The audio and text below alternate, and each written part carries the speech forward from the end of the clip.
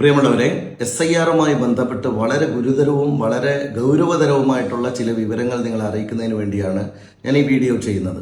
December 4 വരെ SIR-ൽ പേര് ചേർക്കാനുള്ള സമയമുണ്ട് എന്ന് കരുതിയാണ് നമ്മളെല്ലാവരും ഇരിക്കുന്നത്. എന്നാൽ അതില്ല. വരുന്ന 23-ാം തീയതി വരെ എന്ന് പറഞ്ഞാൽ ഈ വീഡിയോ ചെയ്യുന്നത് മുതൽ 3 ദിവസങ്ങൾ കൂടി മാത്രമാണ് ഇനി നമുക്ക് പേര് ചേർക്കാൻ ബാക്കിയുള്ളത്. നമുക്കെല്ലാവർക്കും അറിയാം, SIR-മായി ബന്ധപ്പെട്ട കാര്യങ്ങളിൽ ഗൗരവതരമായിട്ടുള്ള ചില ഇടപെടലുകൾ കൂടി നമ്മൾ നടത്തേണ്ടതുണ്ട്. അതിൽ പ്രധാനമായിട്ടുള്ള കാര്യം, ഇന്ന് എൻ്റെ മുമ്പിലിരിക്കുന്ന ഒരു പ്രധാനപ്പെട്ട രേഖയുണ്ട്. 17/11/25 ജില്ലാ കലക്ടർ പുറത്തിറക്കിയിട്ടുള്ള ഒരു പ്രധാനപ്പെട്ട ഉത്തരവാണിത്. ഈ ഉത്തരവിൽ വളരെ കൃത്യമായി കാര്യങ്ങൾ വിശദീകരിക്കുന്നുണ്ട്. മാത്രമല്ല, BLOമാരെ സംബന്ധിച്ചിടത്തോളം വളരെ ഹെക്റ്റിക് ആയിട്ടുള്ള ഒരു ടാസ്ക്കാണ് അവരെ ഏൽപ്പിച്ചിരിക്കുന്നത്. 1500ഓളം വോട്ടർമാരുള്ള ഒരു ബൂത്തിനകത്ത് ഏതാണ്ട് 400-ലേറെ വീടുകൾ ഉണ്ടാകുമെന്നാണ് ശരാശരി കണക്കാക്കുന്നത്. അങ്ങനെയുള്ള വീടുകളിലേക്ക് മുഴുവനും ഇതുവരെയും ഫോമുകൾ എത്തിക്കാൻ സാധിക്കാത്ത നിരവധി വീടുകളുണ്ട് എന്ന് നിങ്ങൾ മനസ്സിലാക്കണം. ആ വീടുകളിൽ നിന്നെല്ലാം ഇനി ഫോമുകൾ എത്തിച്ച ശേഷം ആ ഫോമുകൾ തിരികെ നമുക്ക് ലഭിക്കാൻ ആകെ 3 ദിവസങ്ങൾ മാത്രമാണ് ബാക്കിയുള്ളത്. നിങ്ങൾ മനസ്സിലാക്കേണ്ട ഏറ്റവും പ്രധാനപ്പെട്ട ഒരു കാര്യം, ഏതൊരാളുടെയും ഫോം തിരികെ എത്തിച്ചിട്ടില്ലെങ്കിൽ ആ ഫോം എത്തിക്കാത്ത ഒരു വോട്ടും സ്വീകരിക്കുന്നതല്ല എന്ന് നിങ്ങൾ മനസ്സിലാക്കണം. 23-ാം തീയതിയാണ് അവസാന ഡേറ്റ്. 23 മുതൽ 26 വരെയുള്ള 3 ദിവസം കൊണ്ട് 1500ഓളം വോട്ടർമാരുടെ ഡീറ്റെയിൽസ് ഓരോ BLOയും ഡിജിറ്റലൈസ് ചെയ്യണം എന്നതാണ് ഉത്തരവ്. എന്ന് പറഞ്ഞാൽ 3 ദിവസം കൊണ്ട് 1500 പേരുടെ വോട്ട് കയറ്റുക എന്ന് പറയുന്ന ഹെർക്കുലിയൻ ടാസ്ക്കാണ് ഓരോ BLOക്കും നൽകുന്നത്. ഇതുകൊണ്ടാണ് BLOമാർ എത്രയേറെ പ്രഷറൈസ് ചെയ്യപ്പെടുന്നത്. അതുകൊണ്ട് രാഷ്ട്രീയ പാർട്ടി പ്രതിനിധികൾ എന്ന നിലയിൽ ഏറ്റവും വലിയ ഉത്തരവാദിത്തം ഏറ്റെടുക്കേണ്ട ദിവസങ്ങളാണ് നമ്മളുടെ ഓരോരുത്തരുടെയും മുന്നിലുള്ളത്. രാഷ്ട്രീയ പാർട്ടി പ്രതിനിധികളായി BLOയെ സഹായിക്കാൻ BLA ബൂത്ത് ലെവൽ ഏജന്റ് എന്ന നിലയിൽ ഒരാൾ നിയമിച്ചിട്ടുണ്ടെങ്കിലും പല സ്ഥലങ്ങളിലും ഈ രാഷ്ട്രീയ കക്ഷി പ്രതിനിധികളായി നിയമിക്കപ്പെട്ടവർ ആ ഉത്തരവാദിത്തം ഏറ്റെടുത്തിട്ടുണ്ടോ എന്നത് സംശയകരമാണ്. അതുകൊണ്ട് വളരെ ശ്രദ്ധേയമായ കാര്യം, ഇങ്ങനെ വന്നാൽ നിരവധി ആളുകൾക്ക് ഇപ്പോൾ തന്നെ ഫോം കിട്ടിയിട്ടില്ല. അതുകൊണ്ട് പലരും ഫോം തിരിച്ചു കൊടുക്കാൻ സാധ്യതയില്ല. അതുകൊണ്ട് 23-ാം തീയതിക്കകം തിരിച്ചു കിട്ടാത്ത ഒരു ഫോമും, ഏറ്റവും ചുരുങ്ങിയത് അവരുടെ ഒപ്പോ അതിൻ്റെ ചെറിയ ഡീറ്റെയിൽസോ തെറ്റുണ്ടെങ്കിലും പ്രശ്നമില്ല, അതെങ്കിലും നിങ്ങൾ BLOയുടെ കയ്യിൽ തന്നെ കൊടുത്തു എന്ന് ഉറപ്പുവരുത്തണം. ഇത് കൊണ്ടുപോയി കൊടുക്കാനുള്ള അവകാശമുള്ള ആളുകൾ ബൂത്ത് ലെവൽ ഏജന്റ് എന്ന് പറയുന്ന രാഷ്ട്രീയ പാർട്ടി പ്രതിനിധികളാണെന്ന് ഓർമ്മിക്കണം. അതുകൊണ്ട് നിങ്ങളിത് സമാഹരിച്ച് BLOയുടെ കയ്യിൽ എത്തിയെന്ന് ഉറപ്പുവരുത്തലാണ് ഏറ്റവും പ്രധാനം. പിന്നീട് BLOയുടെ ഉത്തരവാദിത്തം എന്ന് പറയുന്നത് 3 ദിവസം കൊണ്ട് ഡിജിറ്റലൈസ് ചെയ്ത് ഇത് സമ്പൂർണ്ണമായി കയറ്റണം എന്നുള്ളതാണ്. ഞാൻ ഈ ഉത്തരവിൻ്റെ വളരെ പ്രധാനപ്പെട്ട ഷെഡ്യൂൾ മാത്രം നിങ്ങളുടെ ശ്രദ്ധയിലേക്ക് വായിക്കുകയാണ്.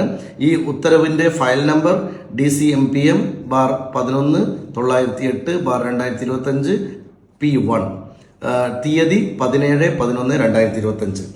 1. എന്യൂമറേഷൻ ഫോമുകളുടെ വിതരണം, സ്വീകരണം, കളക്ഷൻ സെന്ററുകൾ പ്രവർത്തിക്കേണ്ട ഡേറ്റ് 18, ഇന്നലെ കഴിഞ്ഞു പോയി. 18 മുതൽ 20 വരെ എന്ന് പറഞ്ഞാൽ നാളെ വരെ മാത്രമാണ്. എന്യൂമറേഷൻ ഫോമുകളുടെ സ്വീകരണം പൂർത്തിയാക്കി BLO ആപ്പ് വഴി ഡിജിറ്റലൈസ് ചെയ്യേണ്ടതാണ്.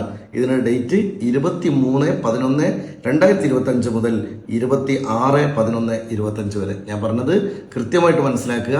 ഒരു BLOയുടെ തലയിൽ കെട്ടിവെച്ചിരിക്കുന്നത് ഒരു BLO മനുഷ്യൻ എന്ന നിലയിൽ പൂർത്തിയാക്കാൻ സാധിക്കാത്ത ടാസ്ക്കാണ്.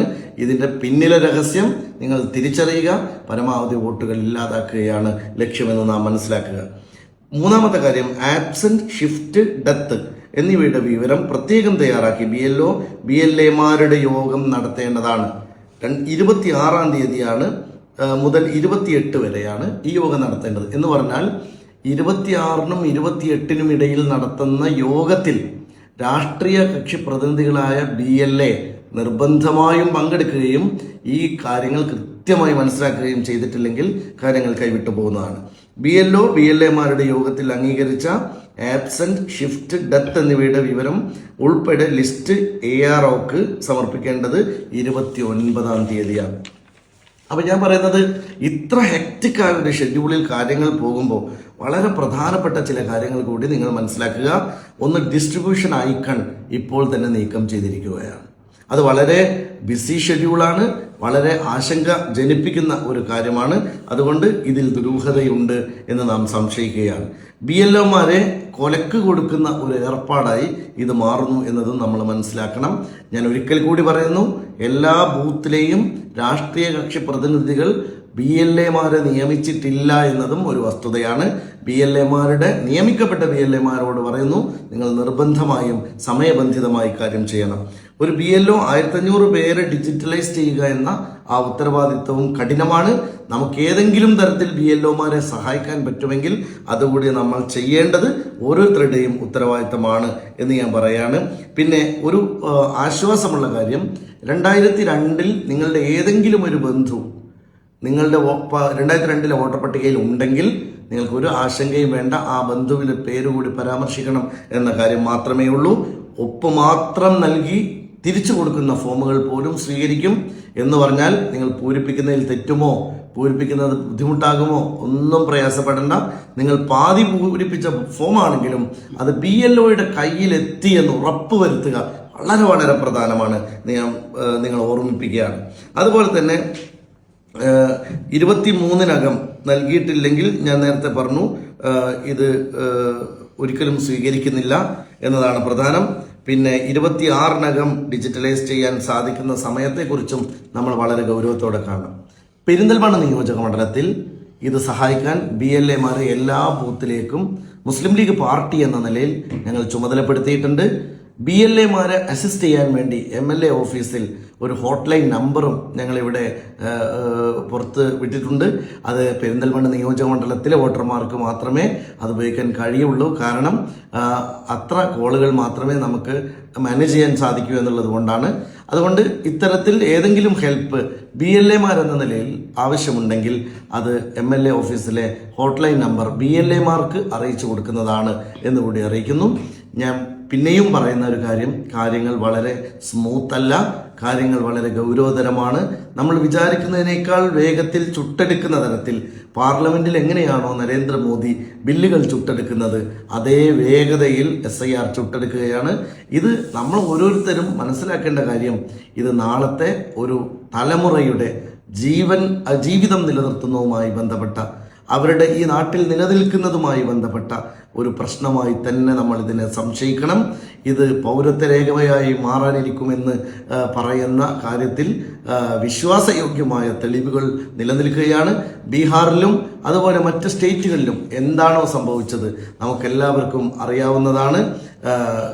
ഇത്തരത്തിൽ നിങ്ങൾ മനസ്സിലാക്കേണ്ട കാര്യം, ഒരു ബൂത്തിൽ നിന്ന് 200 പേരെ വരെ ഒഴിവാക്കാൻ സാധ്യതയുള്ള സാഹചര്യം നമ്മുടെ മുമ്പിൽ നിൽക്കുന്നു. ഒരാൾ പോലും ഒഴിവായിട്ടില്ല എന്ന് സാമൂഹ്യ ഉത്തരവാദിത്തത്തോടെ ഉറപ്പുവരുത്തേണ്ടത് ഓരോ ബൂത്തിലും നിൽക്കുന്ന മനുഷ്യരുടെ, ജനാധിപത്യവാദികളുടെ, പൊളിറ്റിക്കൽ പാർട്ടികളുടെ ഉത്തരവാദിത്തമാണ് എന്നും ഞാൻ നിങ്ങളെ ഓർമ്മിപ്പിക്കുകയാണ്. ആരും വല്ലാതെ ആശങ്കപ്പെടാനല്ല, പക്ഷേ റിയാലിറ്റി കടുത്തതാണ് എന്ന് ഓർമ്മിപ്പിക്കാനാണ് ഈ വീഡിയോ ചെയ്യുന്നത്.